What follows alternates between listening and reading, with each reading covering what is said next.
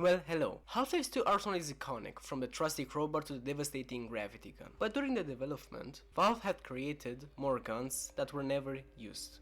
These lost weapons tell a fascinating story about the game's design, balance struggles, and gameplay ambitions.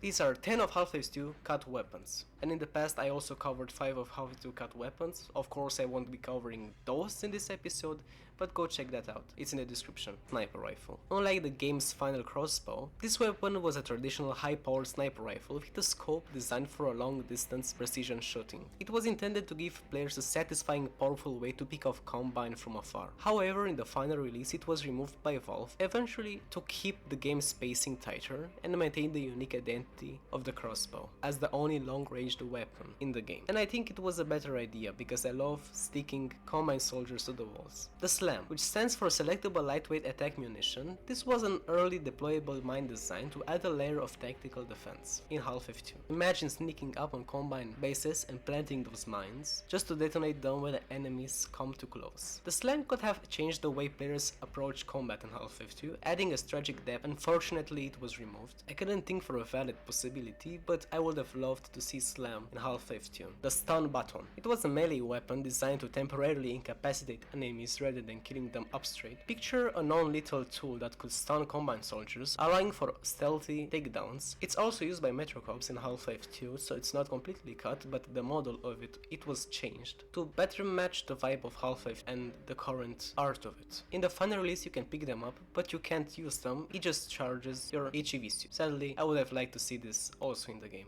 The Tau Cannon, also known as the Gauss gun, is a fan favorite from the original Half-Life. Valve planned to bring it back in Half-Life 2, but ultimately cut it sadly. This weapon fired powerful energy blasts, capable of piercing enemies and even some environmental objects. It could fire fast, or by holding the right click it will charge up and fire a powerful energy blast. Sadly cut from the game, but you can still find it on the car in the Wastelands, still having the same function, and even in some mods you can pick it up and use it for the rest of the game. The SMG2 or the MP7. The SMG2, modeled after the real-world MP7, was a more compact, futuristic submachine gun used by the Combine and the Rebels. It was supposed to offer a faster mobile alternative to the standard SMG, emphasizing quick movement and rapid fire. This weapon would have complemented the Half-Life 2 fast-paced combat, giving players more close-quarters options. Valve sadly scrapped it and cut it from Half-Life, and just remained to the original model of the SMG. Sadly, I would have liked to see this gun in the game.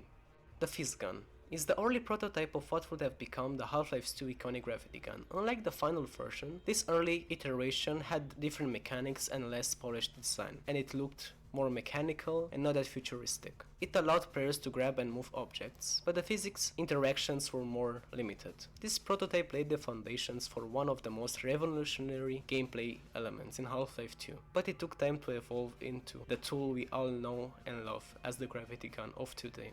The OCV was a high-tech hybrid weapon that combined an assault rifle with a grenade launcher. This dual functionality was intended to let players switch seamlessly between precise rifle shots and explosive firepower. It could have added a lot of tactical versatility, but its complexity likely made it a challenge to balance and animate. It was replaced with the SMG, which does the same thing, but in a more different way with two different ammo bags.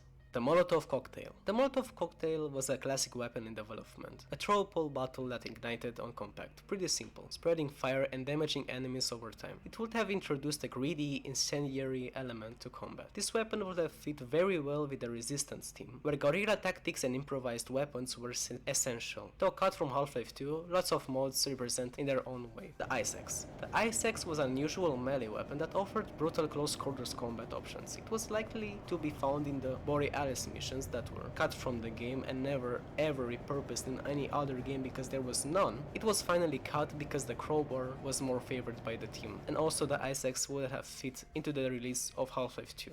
The Flare Gun. And finally the Flare Gun. This weapon wasn't designed for killing, but for lighting dark areas or signaling teammates. It could have added a tactical utility, especially in darker levels where visibility mattered. Though it didn't make it into the game, it remains a fascinating glimpse into Valve's attention to atmospheric gameplay. But it's also used by the Combine in Half-Life 2, as you can see here.